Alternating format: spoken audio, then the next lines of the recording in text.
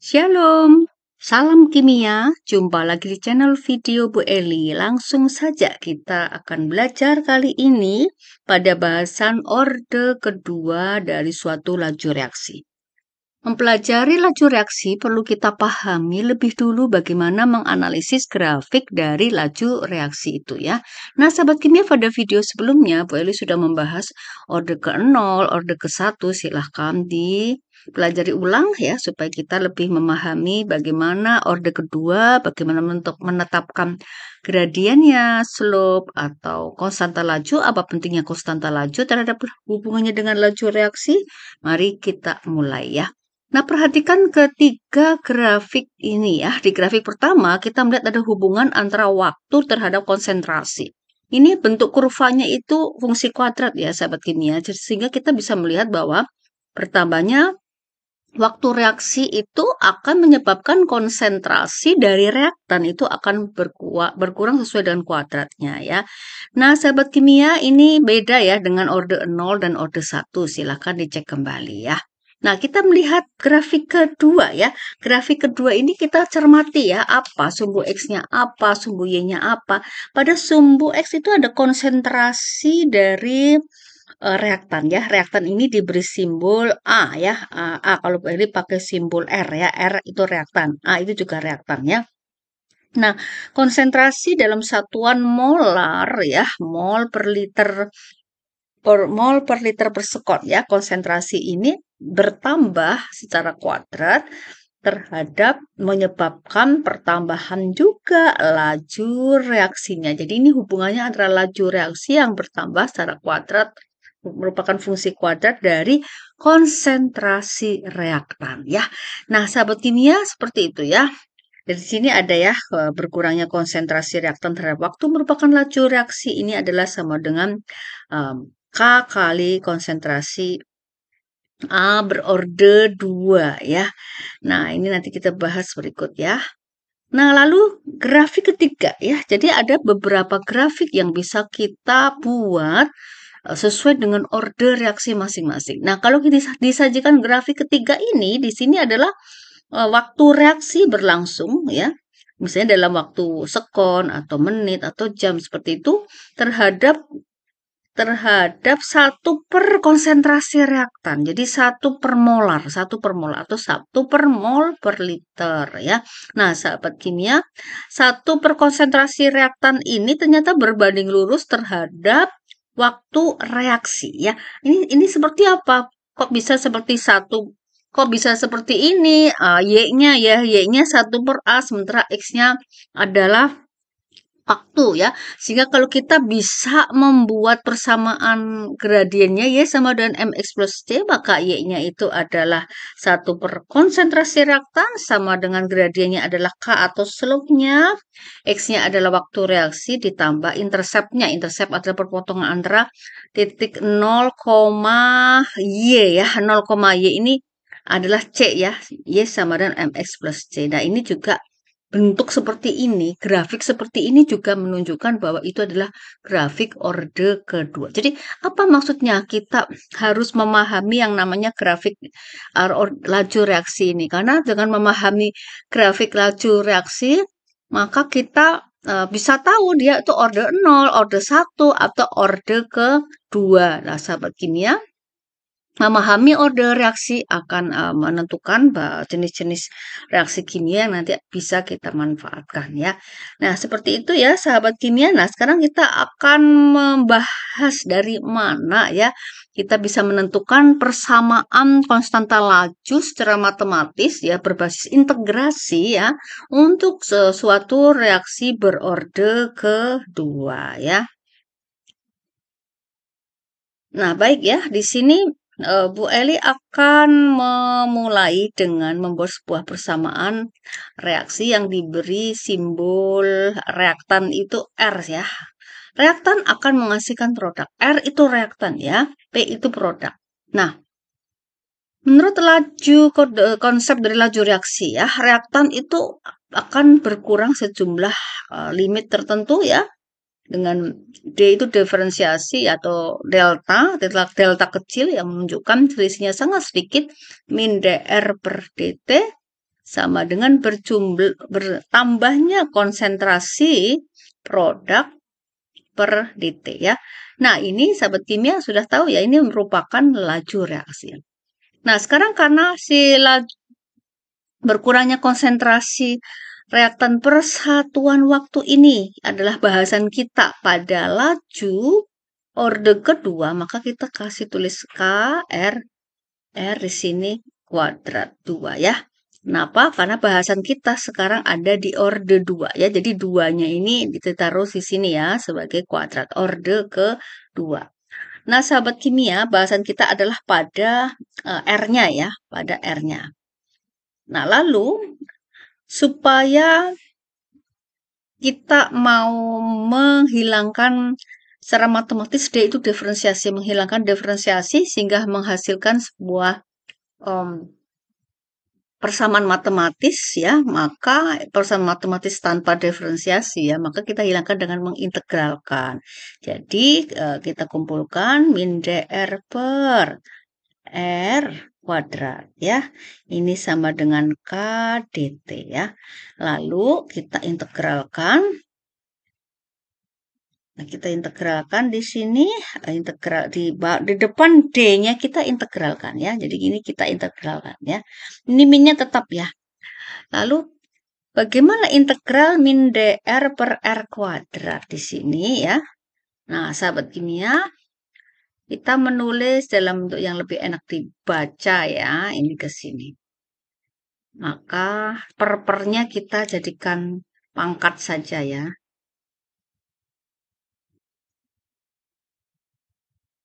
Min integral R pangkat min 2 ya, sahabat kimia ya. dr sama dengan K integral dt. Diferensiasi ini akan hilang kalau diintegralkan ya. Integral adalah metode hitung matematis, sebetulnya salah satunya untuk mencari misalnya luas daerah di bawah kurva yang tidak beraturan ya, seperti itu. Nah, ini K itu konstanta. Konstanta itu bilangan. Bilangan tidak bisa diintegralkan karena bilangan ya bilangan itu sendiri ya. Nah, sekarang min integral dari ini R pangkat min 2 ditambah 1 ya, hasilnya integral dari ini itu adalah ini min ya, tetap di depan, ini R pangkat min 2. Ini 1 per min 2 tambah 1 ya. Nah, ini hasilnya nih sahabat kimia ya. Sama dengan integral K dt ya, K delta T saja ya. Nah, integral itu punya batas bawah, batas atas ya. Kalau ini R dr berarti ya, maksudnya ini R awal, R0, konsentrasi awal, ini konsentrasi pada T sekian ya.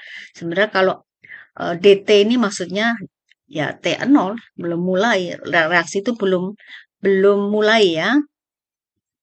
Ini T0 dan TT adalah pada saat sudah berlangsung T sekian. Nah, jadi kita tulis TT aja. Nah, sahabat kimia ini menarik ya. Jadi min 1 per min 2 plus 1. Ini berarti kan min 1 ya. 1 per min 1 berarti min 1 ya. Min 1 kali R pangkat min 2 tambah 1. Min 1 ya. Nah, seperti itu. Nah, ini bergerak dari R0 ke RT. Jadi, integral itu ada batas bawah, batas atasnya. Nah, karena min kali min plus, ya udah plus saja ya. Nah, seper R itu berarti R min 1 itu seper R. Seper R dengan batas bawah, batas atas. Ini sama dengan K delta T ya, K delta T. Oke? Nah, jadi 1 per R, batas atas kurangi batas bawah, maka di sini kita menjumpai ya 1 per RT min 1 per R0 sama dengan K kali delta T. Nah, sahabat kimia, sekarang K itu apa ya? Di sini kita sudah mendapatkan persamaan K itu adalah gradien. Jadi M itu gradien, K itu slope. Slope itu konstanta laju reaksi. Jadi K itu konstanta laju reaksi yang, ini tulis ini ya, yang persamaannya konstanta laju orde 2 ya, orde 2 yang persamaannya adalah 1 per RT min 1 per R0 dibagi delta T ya. Jadi kita tulis lagi di sini bahwa ternyata nilai K ya. K sama dengan 1 per RT min 1 per R0. R itu reaktan, konsentrasi reaktan ya. Itu per delta T. Nah, sahabat kimia, kalau kita melihat bahwa ini di dalam grafik ini adalah delta Y-nya ya. Sementara delta T itu pada grafik itu ya sumbu X-nya yaitu, jadi ini delta X-nya ya. Nah, jadi kita menjumpai bahwa persamaan laju untuk orde 2 itu seperti ini. Ini orde kedua ya. Sahabat kimia, M atau gradien itu adalah K-nya. Ya. Jadi K itu adalah apa? M atau gradien atau biasa disebut slope ya. Kita harus tahu istilah-istilahnya ya.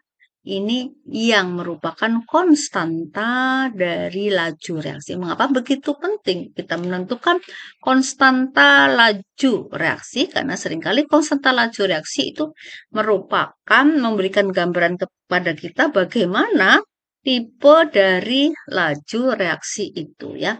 Nah, jadi kalau kita lihat bahwa gradien, slope, atau konstanta laju itu di mana-mana ya. Pada salah satu grafiknya itu menyatakan hubungan antara konsentrasi reaktan terhadap waktu reaksi ya. Sehingga kalau 1 per RT min 1 per R0, jadi kalau saat R0-nya itu adalah keadaan awal yang sudah tertentu ya, misalnya molarnya seperti itu, maka di sini 1 per RT min 1 per R0 itu adalah ya itu tadi 1 per R ya. Dibagi apa?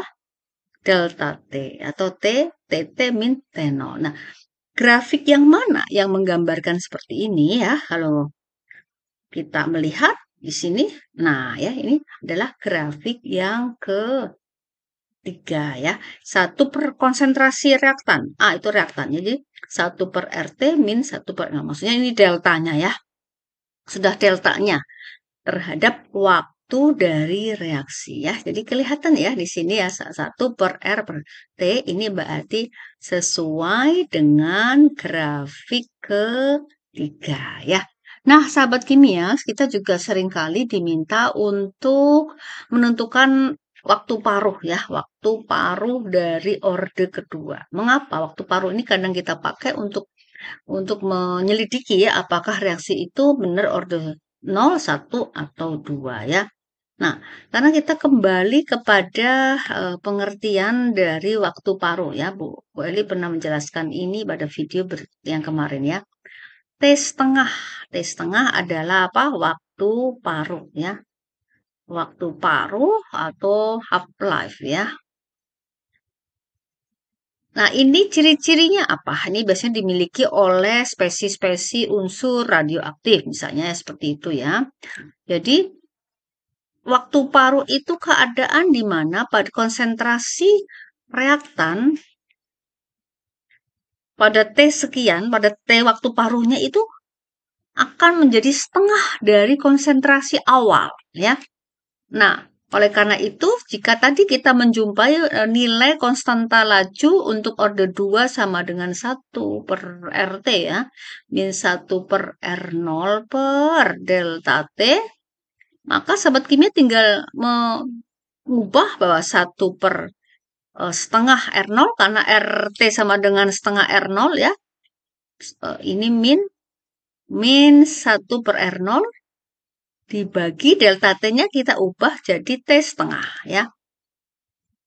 Jadi kita ubah delta T-nya menjadi T setengah ya. Ini bagian yang berubahnya di sini.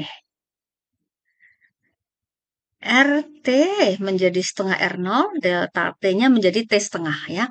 Dan ini min ya. Nah, maka di sini 1/setengah. Berarti berapa? 2 per R0 ya. 2 per R0 dikurangi 1/R0, konsentrasi awal, dibagi T setengah ya. 2 kurang 1, 1. 1/R0 dibagi T setengah. Nah, ini udah dapat persamaannya ya. Jadi pada orde kedua, ini kita bicara ya, pada bahasan waktu paruh orde kedua nih sahabat kimia ya. Maka kita bisa membuat sebuah persamaan K kali T setengah. Oh ya, T setengah ini bukan T kali setengah ya, tapi T ini nulisnya subscribe ke bawah ya. Ini K kali T setengah sama dengan 1/R0. Jadi nilai T setengah waktu paruh orde 2-nya 1/R0 per K. Berarti 1/R0 kali K.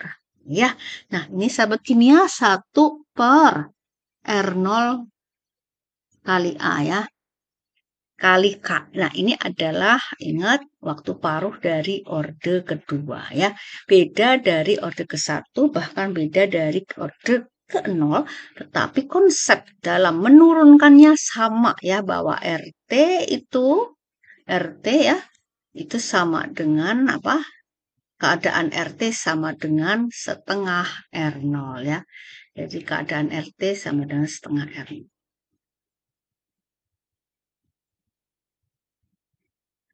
Baik, sahabat kimia, itu yang bisa Bu Eli sampaikan ya.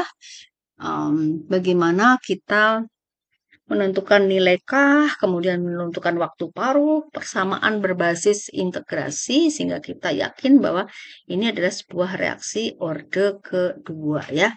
Yang tentu akan dari persamaan integrasi itu bisa kita buat suatu grafik yang menghubungkan antara ini yang grafik ketiga ya, antara waktu reaksi terhadap 1 per perubahan dari konsentrasi reaktannya ya, 1/RT min 1/R0. Jadi bisa ya.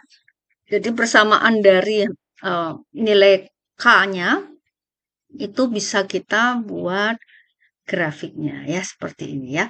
Nah, demikian sahabat kimia untuk orde kedua ya. Jadi nanti ya pada video selanjutnya akan Bu Eli bahas ya bagaimana kita bisa mengerjakan soal ya untuk menentukan apakah ini reaksi orde ke-0, 1 atau kedua dengan cara ngecek ya. Ngecek nilai K-nya, mengecek nilai apa? T setengahnya seperti itu ya sahabat kimia. Terima kasih sudah menonton video ini dan terima kasih juga yang sudah subscribe, like, share, dan komen. Kiranya channel ini semakin bermanfaat bagi para pengunjung. Amin. Tuhan memberkati.